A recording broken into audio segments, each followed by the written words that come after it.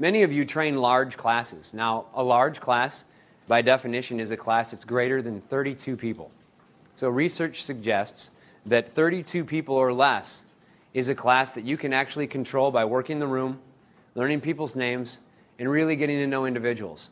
Once you get past 32 people, it becomes very challenging. If you get 150 people in the room, you're not going to be able to welcome 150 people.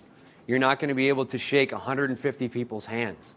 You're not going to be able to learn 150 people's names, and you're certainly not going to be able to give eye contact every 2 or 3 seconds to 150 people. Things are going to change. So those of you who have taken Foundations or Maverick or Cram, you know that there's a lot of tasks that trainers do. You also may know that what I do for a living is I help trainers be successful. So I watch trainers, I watch them train, I watch them present, I consult with people, I consult on curriculum and instructional design, I consult with entire training staff on how to help their trainers be successful and improve. And I've been doing this for 20 years. So I started off teaching grade school and junior high, then I taught high school for 7 years, got into math and English, and then I started training about 12 years ago, and I trained in the business world. Healthcare software, other types of software, all sorts of things. Working with physicians and CEOs and nurses and receptionists and secretaries and all sorts of schedulers and billers. And what I've found is that over the years, I've never been able to find a product or anything that can teach me effectively how to teach that's easy to use. I can find little things here and there, and I can put them together for myself, but I never found it. And then what I started to do over the years is I watched people teach, and I realized that the best of the best have a ton of things in common. So I analyzed them for years. I buy DVDs and watch them constantly. I watch myself on tape, painfully so, over and over again, and figure out what it is that I'm doing and what I can improve upon. And I'm going to give all that to you today, only I'm going to give it to you for large classes. So if you teach a class for 300 people or 3,000 people or even 30,000, the tricks are all the same. And you'll notice that the first thing I suggest that you do, actually before I tell you what I'm going to suggest that you do, I want you to notice that the reason why I'm teaching this to you is because I want your classes that are large to be just as good as your small ones. That's why you're here today. How am I going to do this? I'm going to teach you exactly what I'm going to suggest that you do, and I'm going to model everything. And you'll see that the first thing I've modeled is how to give people handouts. Did you notice there's not a handout on your desk this time? What did I have you do? You had to come up and get it. That's the way it is with large classes. There's too many people in here. I'm not going to hand out 3,000 companions. I'm going to have you come up and get one.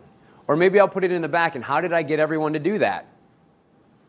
Put it on the PowerPoint. People look at that. And if they're not looking, what should you do? At the beginning, before class starts, you should say to them, what did I say to you? If you haven't looked at the PowerPoint, do that. There's an action for you. So you get them to do it. So now everybody's got a handout. It looks like everybody's ready to go, and I didn't do a thing. Isn't that great? Now, the next thing I'm going to suggest that you do is this. If you look up here, these are the trainer tasks. This is another thing that's very cool.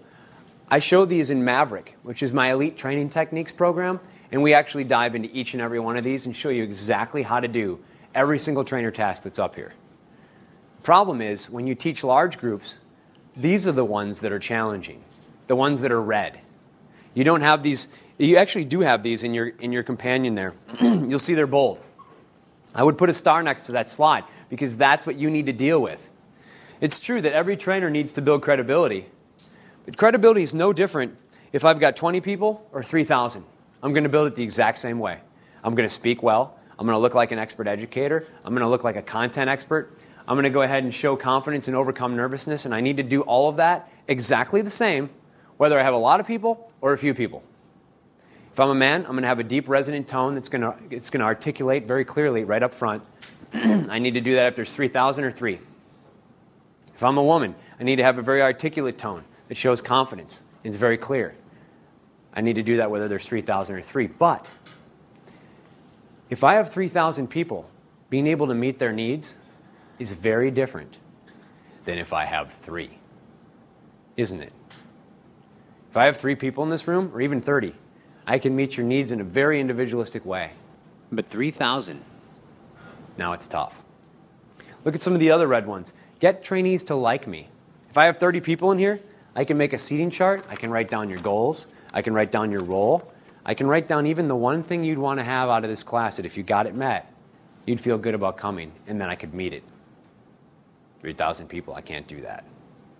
And I could go through all these other ones, but you should notice in your mind that the ones that are red are the trainer tasks that are completely challenging in a large class. The other ones are no different. So if you want to know about the other ones, come to Maverick. And if you want to know where I came up with these, it took me years, painstaking years to come up with these 22 tasks. Because these are the only things that trainers do. And I can teach you all of them, but right now I want to focus on the ones that are different for large classes.